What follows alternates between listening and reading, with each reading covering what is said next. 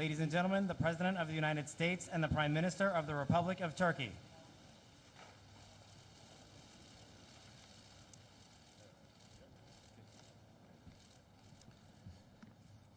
Please be seated, everybody. Good afternoon.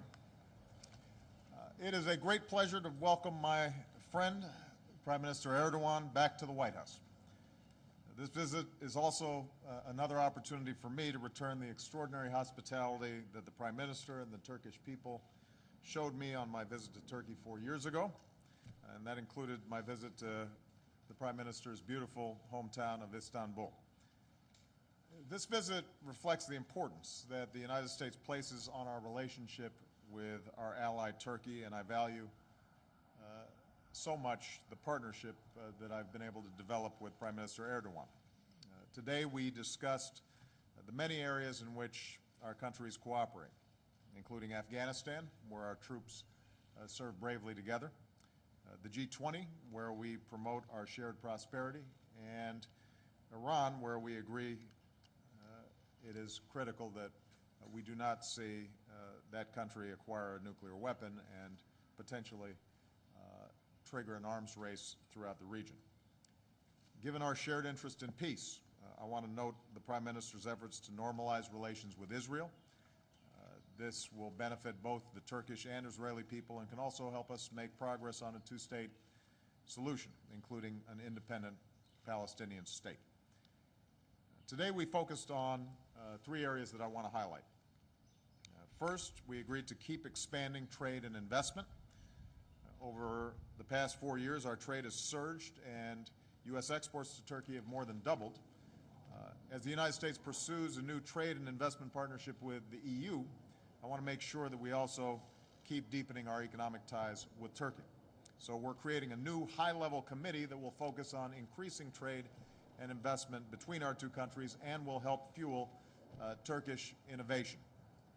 And the progress that Turkey's economy has made over the last several years, I think, has been remarkable, and the Prime Minister deserves much credit for some of the reforms that are already taking place. Second, as NATO allies, we're reaffirming our solemn commitment to our mutual security. Mr. Prime Minister, on behalf of the American people, I want to express our condolences to the Turkish people and the victims of the outrageous bombings that took place in Reyhanli. As always, the United States stands with you as you defend your nation against terrorism. We want to thank you for the cooperation that you've provided us in threats against the United States. And I want to take this opportunity to commend you and the Turkish people for your courage in seeking an historic and peaceful resolution of the PKK violence that has plagued Turkey for so long. And just as the United States has stood with you in your long search for security, we will support efforts in Turkey to uphold the rule of law and good governance and human rights for all. Finally, we spend a great deal of time on an issue that has racked the region, the issue of Syria.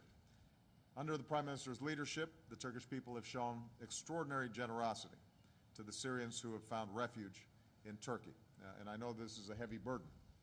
I've made it clear again today that the United States is going to keep on helping countries in the region, including Turkey, shoulder this burden, doing our part as a major donor of humanitarian aid to the Syrian people, including those refugees in Turkey.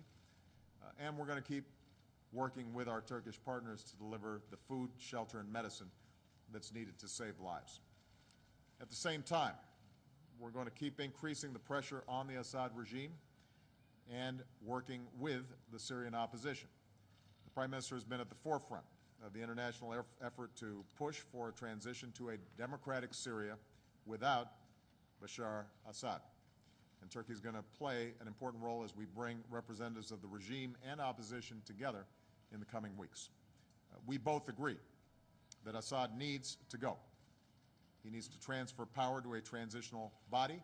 That is the only way that we're going to resolve this crisis. And we're going to keep working for a Syria that is free from Assad's tyranny, that is intact and inclusive of all ethnic and religious groups, and that's a source of stability, not extremism, because it's in the profound interests of all our nations, especially Turkey. So again, Mr. Prime Minister, I want to thank you for being here and for being such a strong ally and partner in the region and around the world. I know that Michelle appreciates the opportunity to host Mrs. Erdogan and your two wonderful daughters this morning.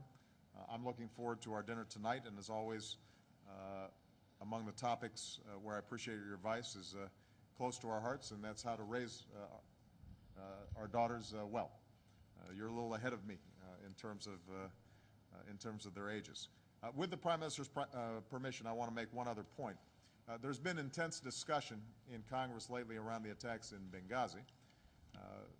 We lost 4 brave Americans, patriots who accepted the risks that come with service because they know that their contributions are vital to our national interests and national security. I am intent on making sure that we do everything we can to prevent another tragedy like this from happening. But that means we owe it to them and all who serve to do everything in our power to protect our personnel serving overseas. That's why, at my direction, we've been taking a series of steps that were recommended by the review board after the incident.